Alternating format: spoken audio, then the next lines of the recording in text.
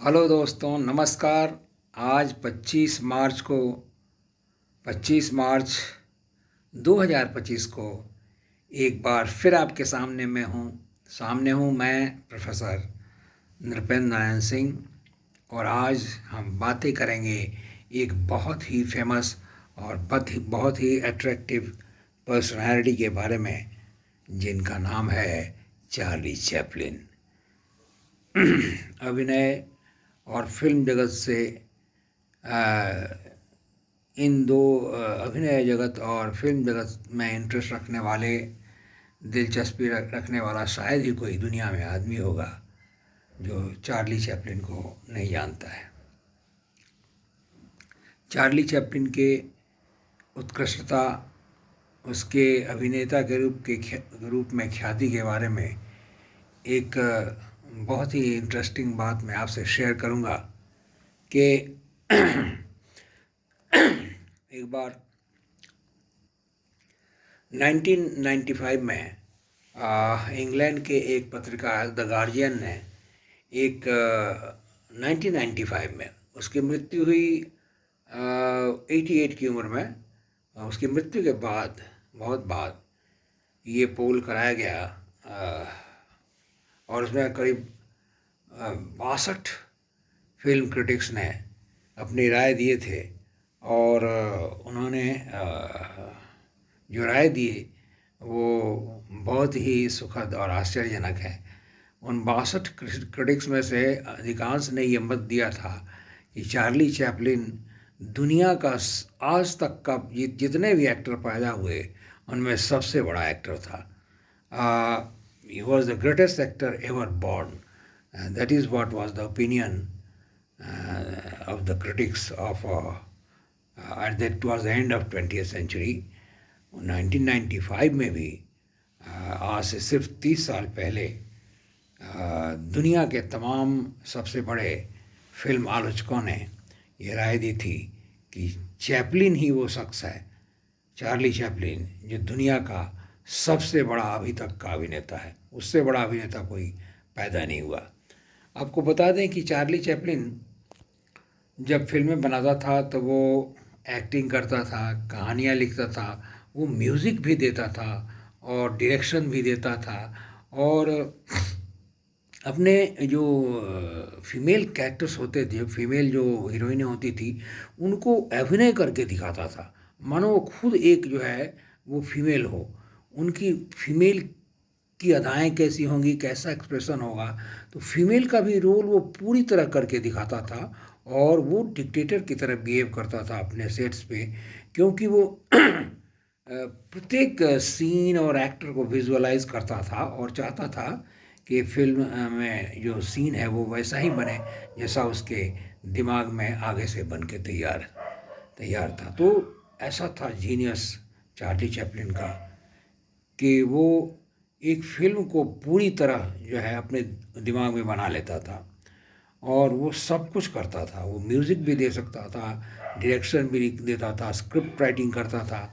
लेकिन मज़े की बात है कि उसके फिल्में अक्सर जब वो शूट करता होता था सीन, तो वो स्क्रिप्ट को फॉलो नहीं करता था और अक्सर जो उसके दिमाग में होता था वो चेंज कर देता था, फिल्म के कथानक को स्क्रिप्ट से अलग कर देता था। जो वो एक्सटेम्परी जो है वो इम्प्रोवाइजेशन करता था सीन में।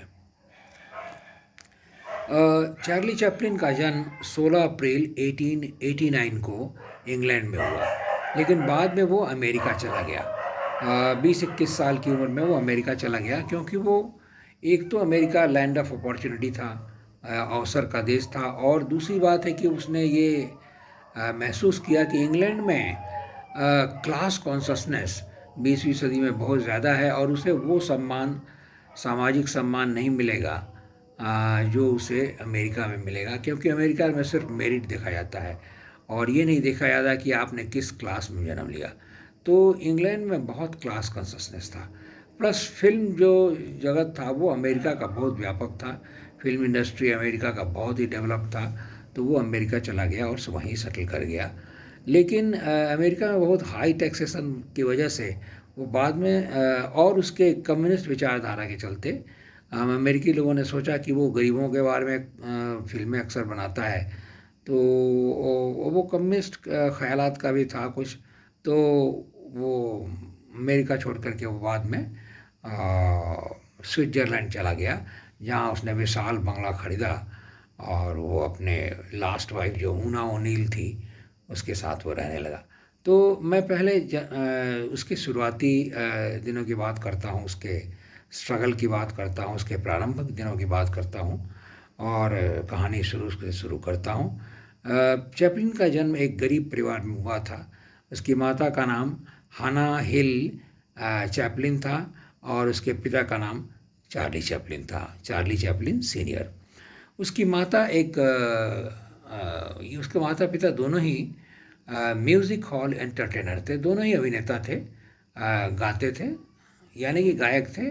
और म्यूज़िक हॉल उन दिनों में जो है वो वहाँ ऑडियंस जुटती थी और वहाँ तरह तरह के वैरायटी प्रोग्राम किए जाते थे। उसमें एक्टिंग किया जाता था, उसमें गाना गाया जाता था, उसमें मिमिक्री की जाती थी, उसमें म्यूज़िक बज सकता था, तो कोई आर्टिस्ट कोई इंस्ट्रूमेंट बजा सकता था। तो तरह तरह के इंटरटेनमेंट होते थे, वैरायटी इंटरटेनमेंट उनको कहा जाता था म्यूज़िक हॉल एंटरटेनमेंट।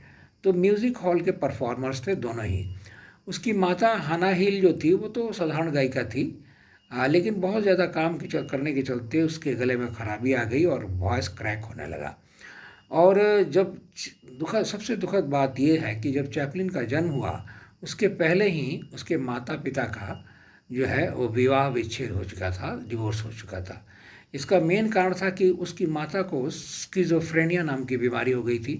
वो लगभग उसको हेल्यूसिनेशन होता था और उसको दौरे आते थे कि कोई मारने की चेष्टा कर रहा है। स्किज़ोफ्रेनिया एक बहुत ही मेंटल बीमारी है और तंग आ करके उसके पिता ने चार्ली चैपलिन ने उसकी माँ को डिवोर्स दे दिया और वो अलग हो गए। तो इस तरह गरीबी में चैपलिन का दिन बीता। चैपलिन का एक बड़ा भाई भी था सिडनी, जिसे चैपलिन बहुत प्यार करता था और वो जीवन भर उससे जो है अपना उसने भाईचारा और प्रेम निभाया और वो दोनों भाई एक दूसरे को बहुत प्यार करते थे। जब तक चैपलिन जिया उसने अपने भाई को मित्र की तरह व्यवहार किया और दोनों एक दूसरे के बिना नहीं रह सकते थे। सिडनी भी एक्टर था और लेकिन सफल नहीं हुआ उतना। लेकिन प्रारंभिक दिनों में दोनों भाई ने जो है घर की जिम्मेदारी ली। हाना हिल चैपलिन जो है उसका कैरियर जो है बहुत जल्द ख़त्म हो गया। हुआ यूँ कि एक बहुत दिलचस्प कहानी है कि जब चैपलिन 5 साल का था तो हाना हिल जो है परफॉर्म करने के लिए एक जगह आई। हाना हिल कि धीरे धीरे कैरियर में उसका कैरियर ग्राफ नीचे की तरफ गिरने लगा। हाना हिल जो है बहुत प्रेस्टिजियस म्यूज़िक हॉल से निकाल दी गई और धीरे धीरे वो ऐसे जगह परफॉर्म करने लगी जहाँ के लोग बहुत ही रफ किस्म के हुआ करते थे। तो एक बार वो परफॉर्म कर रही थी तो वो साइड से देखा करता था जब अपनी माँ को परफॉर्म करते हुए। और चैपलिन जो है वो जन्मजात एक्टर था और प्रतिभा था, प्रिकॉशस चाइल्ड जिसको कहते हैं। और जब वो बैक स्टेज में होता था तो वो म्यूज़िक हॉल के जो मैनेजर होते थे और जो अधिकारी होते थे उनके सामने वो परफॉर्म करता था, मिमिक्री करता था फेमस और सफल आर्टिस्ट की। तो सभी जानते थे म्यूज़िक हॉल मैनेजर्स कि ये लड़का बहुत ही टैलेंटेड है। तो एक बार उसकी माँ परफॉर्म कर रही थी तो बीच में ही आवाज़ जो है उसकी क्रैक कर गई और घबराई हुई हाना हिल जो है वो भाग गई और बैकग्राउंड में चली गई पीछे स्टेज के। लोग बहुत चिल्लाने लगे, बूइंग जीयरिंग होने लगा, लोग चिल्लाने लगे, सीटियाँ बजाने लगे, बदमाशियाँ करने लगे। तो घबरा कर के जो है जो स्टेज मैनेजर है उसने धीरे से चैपलिन का हाथ पकड़ा और स्टेज की तरफ पुश कर दिया और स्टेज पर चलाया चैपलिन सिर्फ 5 साल का। और उसने हाथ से इशारे से बताया कि मैं परफॉर्म करूँगा। और उसने एक बहुत ही उस समय के प्रसिद्ध एक्टर की नकल में उसने गाना शुरू किया। वो गाने लगा और कोई कॉमिक गाना गाया तो लोग बहुत स्तब्ध रह गए उसके एक्टिंग से, उसके गाने से। और लोगों ने एकदम पिन ड्रॉप साइलेंस कर दिया। फिर थोड़ी देर में बहुत सारे पैसे कॉइन्स बरसने लगे, लोगों ने पैसे फेंकने शुरू किए। सीलिंग और पेन्स, पाउंड तो नहीं, सीलिंग और पेन्स फेंकने लगे।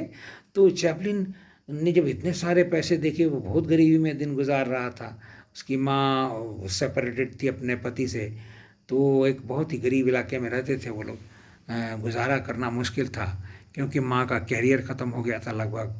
तो उसने कहा लोगों से कि मैं पहले आप लोग, मैं गाना बंद करूँगा अभी, और मैं पैसे इकट्ठा करूँगा और उसके बाद फिर मैं गाऊँगा। ये जो बात लोगों ने सुनी तो लोग और भी ज़ोर ज़ोर से हंसने लगे और एक बहुत ही बड़ा मज़ेदार तमाशा हो गया। चैपलिन ने पैसे बटोरे, कुछ लोगों ने मदद भी की और चैपलिन फिर गाने लगा। और चैपलिन बिल्कुल उस दिन नहीं डरा, उस और वो एक बॉर्न प्रतिभा था, इसलिए उसने बहुत ही अच्छा परफॉर्म किया और उस दिन उसको बहुत सारा कॉन्फिडेंस आया। चैपलिन जब कुछ बड़ा हुआ तो उसे स्कूल भेजा गया, और कुछ दिनों तक अपने भाई के साथ स्कूल जाता था। और उस पढ़ाई में 1-2 साल जो उसने पढ़ाई की, तो उसके जो सेपरेटेड पिता थे, जो कि अच्छे सिंगर थे और बहुत ही सफल सिंगर थे, इंग्लैंड में म्यूजिक हॉल के जाने माने एंटरटेनर थे, वो उन्होंने कुछ मदद की और अपने साथ रखा अपने बच्चों को कुछ दिन के लिए। जो उन्होंने फिर शादी कर ली थी, तो कुछ दिन तक दोनों भाइयों को अपने साथ रखा जब तक वो पढ़े। फिर उसके बाद चैपलिन 12-13 साल की अवस्था में उसने पढ़ाई लिखाई छोड़ दी और उसने एक डांस कंपनी ज्वाइन कर ली जिसका नाम था 8 लंकाशायर लैड्स। 8 लंकाशायर के बच्चे। लंकाशायर एक काउंटी है इंग्लैंड में। तो डांसर के रूप में उस ट्रूप को उसने ज्वाइन कर लिया और उसका मालिक था विलियम जैक्सन। ये विलियम जैक्सन ही था जिसने चैपलिन की प्रतिभा को पहचाना और कहा कि ये लड़का तो बॉर्न एक्टर है, ये बहुत अच्छा एक्टर है। और इसमें चैपलिन ने बहुत मेहनत की और वो उसको यहाँ पर अच्छा खासा जो है उन्नति हुई उसकी। वो उसको फ्री खाना मिलता था, रहने को घर मिल गया और जगह मिल गई, और उसकी माँ को ½ क्राउन मिलता था जिससे कि उसकी माँ के खर्च के लिए काफ़ी था। चैपलिन जो यहाँ लगभग 2 साल तक उसने लंकाशायर लैड्स में काम किया और उसके बाद उसकी माँ ने कहा कि ये तुम छोड़ दो, क्योंकि चैपलिन का स्वास्थ्य जो है बहुत घूम घूम करके जगह जगह प्रदर्शन करने थे और बहुत मेहनत करने से चैपलिन का स्वास्थ्य बिगड़ गया, तो उसने वो छोड़ दिया। 12 से 14 साल की उम्र में चैपलिन ने बेकारी में गुजारी और परिवार को चलाने के लिए उसने तरह तरह के काम किए, जैसे कि वो एक डॉक्टर का असिस्टेंट रहा, उसने फूल बेचे, उसने पुराने कपड़े बेचे, उसने जो एक बार्बर के एक नाई की दुकान में काम किया, एक शीशे की फैक्ट्री में काम किया, एक प्रिंटिंग प्रेस में काम किया, एक डॉक्टर का असिस्टेंट रहा। तो इस तरह गरीबी ने, गुर्बत ने एक ब्लेसिंग था उसके लिए डिस्गाइज में, एक तरह से उसके लिए आशीर्वाद था ये गरीबी, कि उसने जगह जगह कई तरह के एक्सपीरियंस, कई तरह के अनुभव हासिल किए, जो उसने जब खुद की फिल्में बनानी शुरू की तो ये सब एक्सपीरियंस उसके बहुत काम आया। वो फूल बेचना, वो पुराने कपड़े बेचना, लोगों को देखना, बार्बर कैसे काम करती है ये देखना, डॉक्टर कैसे काम करते हैं, घड़ी साज के दुकान में काम किया ये देखा। तो इस तरह जो है चैपलिन को बहुत सारे अनुभव हुए 12 से 14 साल के उम्र में, जबकि आदमी बहुत ही इम्प्रेशनिस्टिक एज होता है उस समय। चैपलिन को अपने भाई से बहुत बेहद लगाव था, सिडनी से, लेकिन सिडनी कुछ दिनों के लिए वो दूसरा जॉब करने लगा। तो एक मर्चेंट नेवी में वो काम करने लगा। तो चैपलिन को बहुत ही लोनलीनेस का सामना करना पड़ा जब उसका भाई नौसेना में जहाज़ पे काम करने लगा। तो साल 6 महीने वो भाई से दूर रहा। तो इस समय उसने अपने वो पिता जो उसका था, जो उसने शादी कर ली थी, वो बूढ़ा हो चला था, तो उसे रोग भी हो गया था, सिरोसिस ऑफ लिवर वगैरह।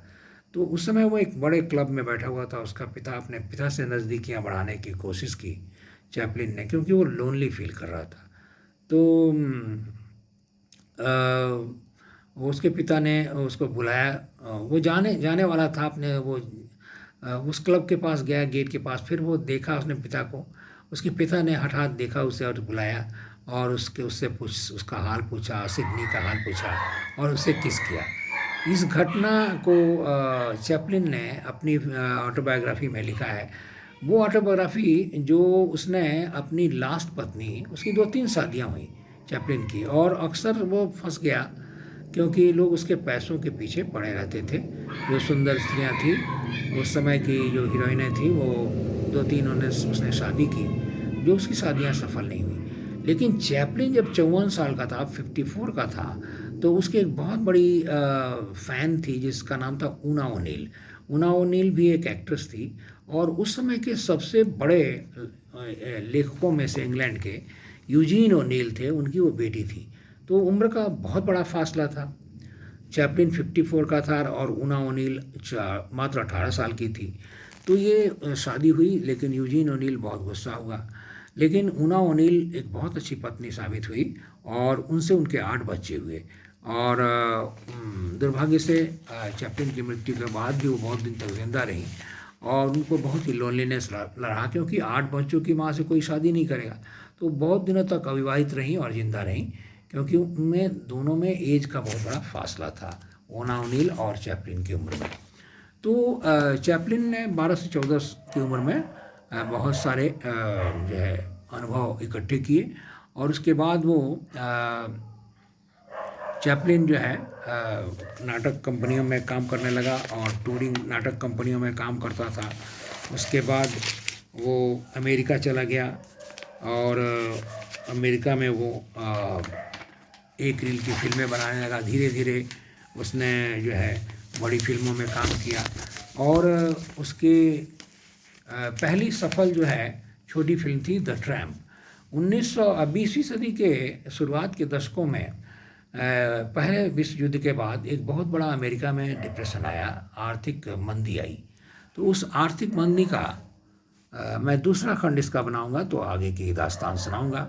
फिलहाल चार्ली चैपलिन के जीवन के बारे में ये जो मैंने श्रृंखला बनाई है, उसका ये पहला अंक समाप्त करता हूँ। नमस्कार, शुभ रात्रि, धन्यवाद।